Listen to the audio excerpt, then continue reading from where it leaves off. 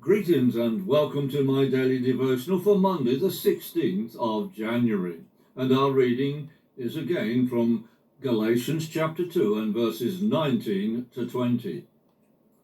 For through the law I died to the law, so that I might live for God.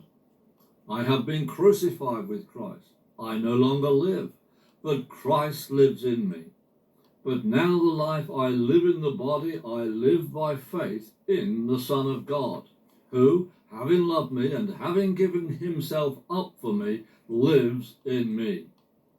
I do not put to one side the grace of God, for if by the law righteousness comes, then Christ died for nothing. Crucifixion is a barbaric form of torturous death. The Romans used it as a means of controlling the behavior of the population. Crucifixion is a method of capital punishment in which the victim is tied or nailed to a large wooden cross or beam and left to hang until eventually they die from exhaustion and asphyxiation. It was used as a punishment by the Persians, Carthaginians, and Romans, among others. Crucifixion has been used in parts of the world as recently as the 21st century. We know that Jesus was killed by means of crucifixion, as was prophesied in Psalm 22 and verses 16 to 18. And there we read, "My enemies surround me like a pack of dogs. An evil gang closes in on me. They have pierced my hands and feet.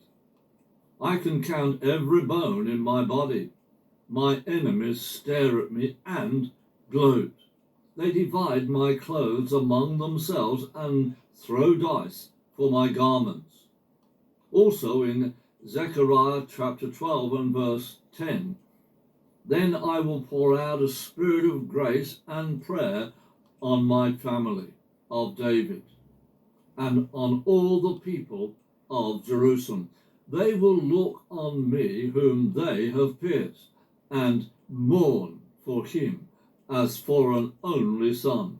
They will grieve bitterly for him as for a firstborn son who has died." Both of these refer to Jesus being pierced, which is what happened to him as nails were driven through his hands and feet.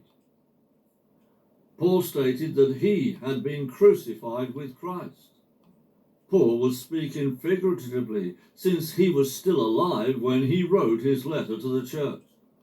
Therefore, what did Paul mean when he wrote that he had been crucified with Christ? And we'll continue to look at this tomorrow. Have a blessed day.